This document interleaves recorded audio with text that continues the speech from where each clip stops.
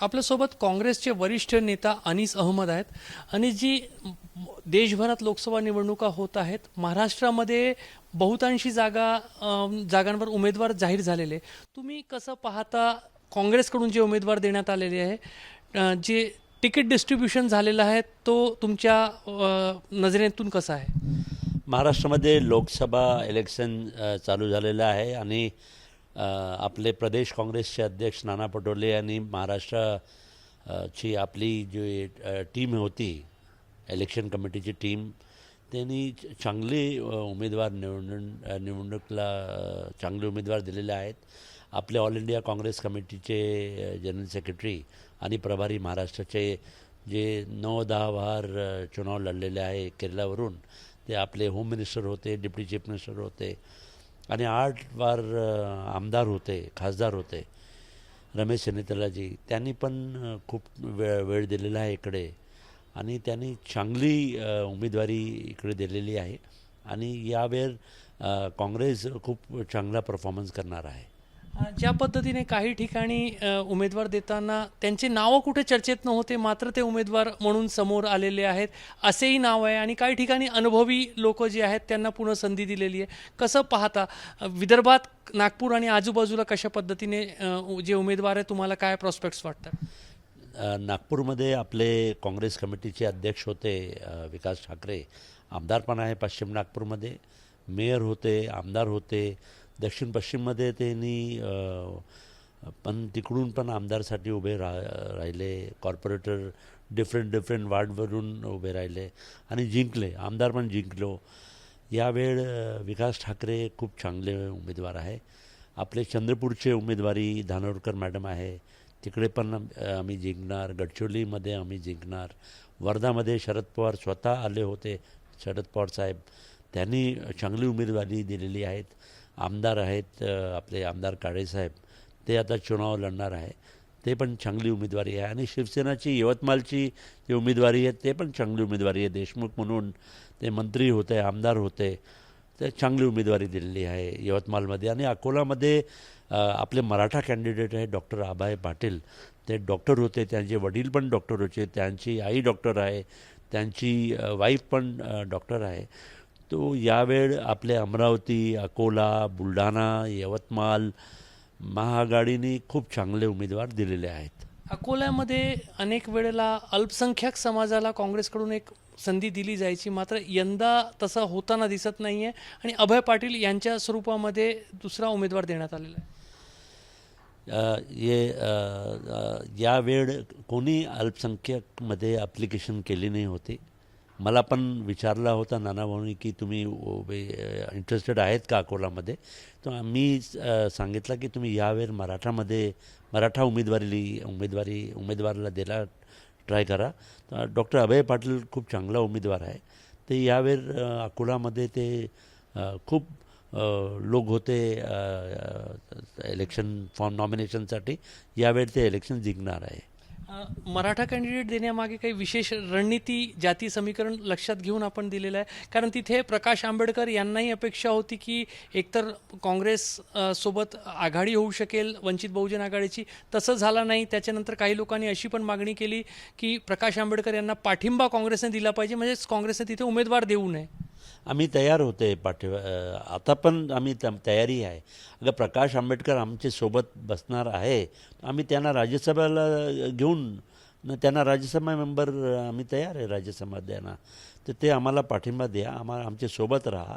आम्ही त्यांना सगळे आम्ही तयार आहे, त्यांच्यासोबत आम्ही बसू. त्यांना राज्यसभा देणं म्हणजे त्यांनी माघार घ्यावी अकोलामधून, कारण त्यांनी पण उमेदवारी दाखल केली आहे. डॉक्टर अभय पाटील जे तुमचे उमेदवार, त्यांनी पण उमेदवारी दाखल केली आहे. माघार कोणी घ्यावी? ते प्रकाश आंबेडकर आमचे मोठे भाऊ आहे. आम्ही त्यांना खूप सपोर्ट केलेला आहे. मागे ते आमच्यासोबत होते. त्यांनी मागच्या वेळ सुशीलकुमार शिंदे साहेब आणि त्या अकोलामध्ये 2-2 जागा लढले. एकही त्यांनी जिंकू येत नाही. आता त्याने प्रयत्न केलेले आहे.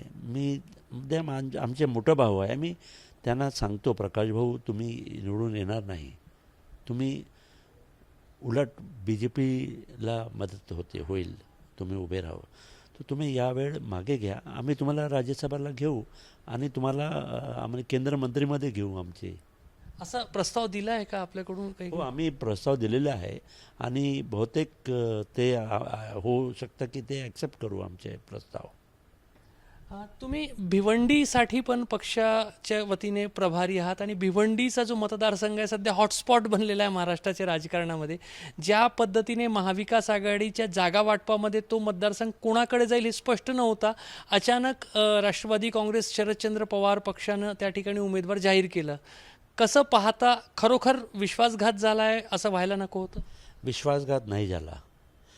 शरद पवार साहेबांची मोठी राष्ट्रवादी काँग्रेस पार्टी आहे. उद्धव ठाकरे साहेब त्यांची पण शिवसेना, ओरिजिनल शिवसेना, ते पण मोठी पार्टी आहे. उद्धव ठाकरे आपले महाराष्ट्राचे मुख्यमंत्री होते. शरद पवार साहेब पण महाराष्ट्राचे मुख्यमंत्री होते. जबाबदार माणूस आहे. केंद्रीय मंत्री होते आणि ते ऑल इंडिया राष्ट्रवादीचे अध्यक्ष पण आहेत. शरद पवार साहेब आणि काँग्रेसनी बहुतेक 90% आम्ही कॉम्प्रोमाइज केलेलं आहे आणि शिवसेनानी खूप चांगले कॅन्डिडेट दिले आहे. मुंबईमध्ये, वेस्टर्न महाराष्ट्रामध्ये शरद पवार साहेबांनी पण चांगले कॅन्डिडेट दिलेले आहे. आप 1-2 जागा आहे सांगली आणि भिवंडी, आम्ही सोबत बसू याचं लास्ट रिझॉर्ट आहेत की आम्ही फ्रेंडली फाईट करू तिकडे सांगली आणि भिवंडीमध्ये. ते आमची तयारी आहे. फ्रेंडली फाईट होऊ शकते या दोन्ही ठिकाणी. भिवंडीमध्ये काँग्रेस, राष्ट्रवादी काँग्रेस शरदचंद्र पवार गटाचा उमेदवार असताना काँग्रेसचाही उमेदवार फ्रेंडली फाईटसाठी नॉमिनेट केला जाऊ शकतो. ते आमचे मोठे लोक आहे इलेक्शन कमिटीमध्ये. आपले प्रदेश काँग्रेसचे अध्यक्ष आहे, आपले ऑल इंडियाचे प्रभारी आहे रमेश चन्नीतेलाजी, ते पण ते फायनल डिसिजन घेणार आहे. पण आम्ही जो पक्षाचे second line of action leaders आहे, आम्ही त्यांना प्रपोजल दिलेलं आहे की मी प्रभारी आहे भिवंडीच्या. आम्ही तयारी दिलेली आहे की भिवंडीमध्ये तुम्ही फ्रेंडली फाईट घ्या. राष्ट्रवादी पण लढू शकता तिकडे, कोणाला लढू शकता, पण काँग्रेसचा उमेदवार तिकडे भिवंडीमध्ये लढणार. भिवंडी मतदारसंघाचे प्रभारी म्हणून तुमच्याकडून तसं श्रेष्ठींकडे प्रस्ताव गेलेला आहे की इथे फ्रेंडली फाईट झाली पाहिजे? हो, मी प्रदेश काँग्रेस कमिटीचे अध्यक्ष नानाभाऊ पटोलेजी आणि ऑल इंडिया काँग्रेस कमिटीचे महामंत्री आणि प्रभारी महाराष्ट्राचे आदरणीय रमेश चन्नीतेलाजी, त्यांनी मी प्रपोजल दिलेलं आहे की आम्ही भिवंडीमध्ये आम्ही सोडू शकता नाही. काँग्रेस 2009मध्ये मी प्रभारी होता, आम्ही भिवंडी जिंकलेलं आहे. यावेळ आम्हाला भिवंडी आम्ही जिंकू शकतो, 100% जिंकू शकतो. यावेळ आम्हाला भिवंडीमध्ये लढू द्या. तर केव्हापर्यंत निर्णय होईल की फ्रेंडली फाईट होईल की खरोखर तो मतदारसंघ काँग्रेसकडे येईल? होऊ शकता, फ्रेंडली फाईट पण होऊ शकता आणि मतदार काँग्रेसचा हक्क आहे, बालेकिल्ला आहे काँग्रेसचा. आणि कोकणमध्ये आपले गोवा, रत्नागिरी, रायगड, सिंधुदुर्ग, मुंबई बहुतेक आम्ही शिवसेनेला दिलेलं आहे, राष्ट्रवादीला दिलेलं आहे. तर या कोकणमध्ये एकच सीट आहे भिवंडी. ते आम्ही मायनॉरिटी वोट्स आहे तिकडे, 5 लाख मायनॉरिटी वोट्स आहे, आगरी वोट्स आहे, कुंभी वोट्स आहे. तर यावेळ आम्ही भिवंडी जिंकणार आहे. तर यावेळ आम्हाला भिवंडी तुम्ही आम्हाला देऊन द्या, हे आम्ही हायकमांडला सांगितलं आहे. तुम्ही अल्पसंख्याक समाजाचा प्रतिनिधित्व काँग्रेस पक्षामध्ये करता.